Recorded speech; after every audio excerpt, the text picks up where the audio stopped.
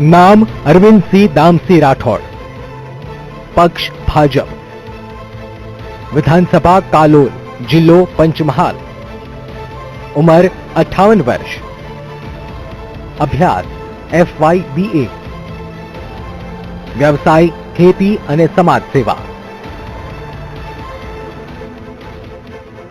છેલ્લી 2 ટર્મથી વિધાનસભાની ચૂંટણી જીતતા અરવિંદસિંહ રાઠોડની સંપત્તિ પણ ચૂંટણી બાદ વધી છે। એડીઆરના રિપોર્ટ પ્રમાણે વર્ષ 2007માં અરવિંદસિંહ રાઠોડ પાસે હતી માત્ર 8,19,000ની મિલકત, જ્યારે વર્ષ 2012માં અરવિંદસિંહ રાઠોડે નોંધાવી ₹65,35,000ની મિલકત। વર્ષ 2007થી 2012 સુધીના 5 વર્ષના સમયગાળા દરમિયાન ખેતી અને સામાજિક સેવા સાથે સંકળાયેલા અરવિંદસિંહ રાઠોડની મિલકતમાં 820% વધારો થયો છે।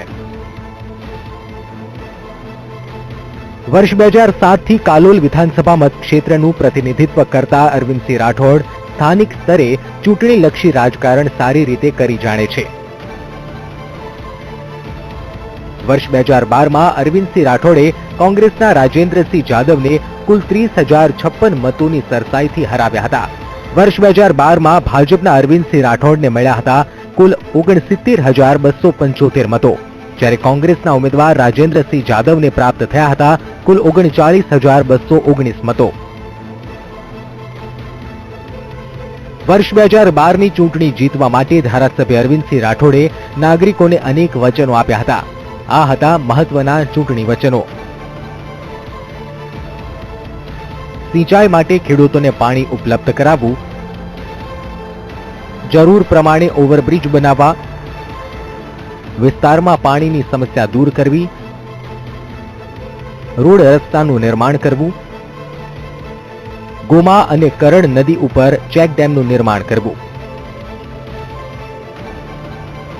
સ્થાનિક નાગરિકોના મતો મેળવવા માટે અપાયેલા મસ્ત મોટા ચૂંટણી વચનોની આજે શું છે સ્થિતિ, જાણીએ ખુદ ધારાસભ્ય અરવિંદસિંહ રાઠોડ પાસેથી। કાલોલમાં અનેક વિકાસના કામો સરકારની યોજના મુજબ થયેલા છે, જેમાં મોટાભાગના રસ્તાઓના કામ, રોડ ને રસ્તાઓ જે વર્ષોથી નહોતા થયા એ રસ્તાઓના કામ આજે સરકારે મંજૂર કરીને, ભારતીય જનતા પાર્ટીની સરકારે મંજૂર કરીને આજે ગામડા સુધી પાકા રસ્તા મળે એના માટે 45 રસ્તાઓ કુલ કાલોલ તાલુકા વિધાનસભાના અને 13 રસ્તાઓ ઘોઘંબા તાલુકાના આ ચાલુ સાલે સરકારે મંજૂર કર્યા છે। યુવાનોને રોજગારી માટે આઈટીઆઈ અહીંયા નહોતું, ગોધરા સુધી જવું પડતું હતું, તો આઈટીઆઈનું મકાન પણ એક સરસ ભવન બનાવીને આજે યુવાનોને રોજગારી મળે એના માટે આઈટીઆઈનું મકાન પણ બન્યું છે। સ્થાનિક વિકાસ બાબતે આ હતા ધારાસભ્ય અરવિંદસિંહ રાઠોડના દાવા, પણ વિકાસના આ દાવા બાબતે સ્થાનિક સ્તરે વિરોધ પક્ષ શું કહે છે?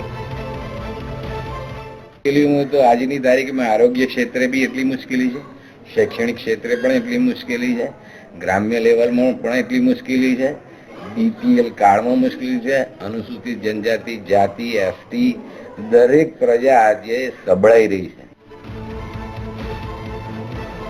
કાલોલ મતક્ષેત્રમાં સ્થાનિકો માટે અગત્યનો પ્રશ્ન સ્થાનિક રોજી, પાણી અને પ્રાથમિક સુવિધાનો છે। કાલોલ મતક્ષેત્રમાં વર્ષોથી જનરલ મોટર્સની ફેક્ટરી આવી છે। આ વિસ્તારમાં ઔદ્યોગિકરણ સારા પ્રમાણમાં થયું છે। આ સ્થિતિમાં સ્થાનિકોએ ધારાસભ્યની 4 વર્ષની કામગીરીને કંઈક આ રીતે આલેખ્યું છે। તો મારા ધારણા મુજબ એવું કોઈ કામ નથી કર્યું કે જે કાલોલ તાલુકાના સર્વાંગી વિકાસ માટે કે બાળકોના અભ્યાસ માટેનું હોય, કે પછી કોઈ એન્જિનિયરિંગ કોલેજ, મેડિકલ કોલેજ કે એવી કોઈ સંસ્થા બી નહીં લાવી શક્યા। અને બીજું તે પ્રાથમિક સુવિધાઓ છે કે રોડ, રસ્તા, પાણી, એ તો પ્રાથમિક સુવિધાઓ છે તો કમ્પલસરી બધાને મળતું જ હોય છે, પણ એવા કોઈ એમને એવા નથી સારા કામો કર્યા કે જેના થકી કાલોલ તાલુકાનો કે ઔદ્યોગિક વિકાસ થયો હોય। પ્રાથમિક સુવિધા બાકી નવા કોઈ કામ છે નહીં, એટલે મારા ધારણા મુજબ તો હવે 2 થી 3 માર્ક અપાય વધારેમાં વધારે। કાલોલ મતક્ષેત્રમાં શહેરી અને ગ્રામ્ય એમ બંને વિસ્તારોનો સમાવેશ થાય છે। ધારાસભ્ય તરીકે અરવિંદસિંહ રાઠોડે શહેરી અને ગ્રામ્ય બંને વિસ્તાર વિકાસ માટે પ્રયત્નશીલ રહેવું પડે છે। સ્થાનિકો તેમના શહેરી વિકાસના કાર્યને વધાવે છે।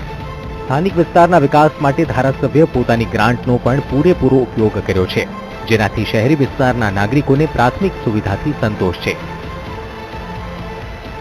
શહેરજનોને પાણીથી લઈને રોડથી લઈને એને કોઈ તકલીફ પડી નથી અને ઘણી અંડરગ્રાઉન્ડ ભૂગર્ભ યોજના છે, ગટર યોજના, એ બધી સારી કામગીરી થયેલી છે એમાં.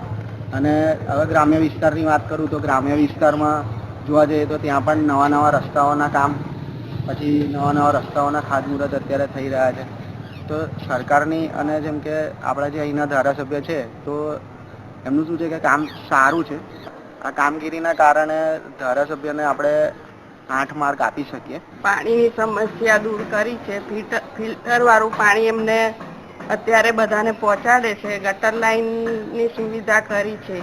આરસીસી રોડ બ્લોક, ફ્લેવર બ્લોકની બી સુવિધા, સારા વિકાસો કર્યા છે. વર્ષવાર ગ્રાન્ટના ઉપયોગની વાત કરીએ તો વર્ષ 2013-14માં 1 કરોડની ગ્રાન્ટ પ્રાપ્ત થઈ અને તેનો વિકાસ કાર્યમાં ઉપયોગ થયો.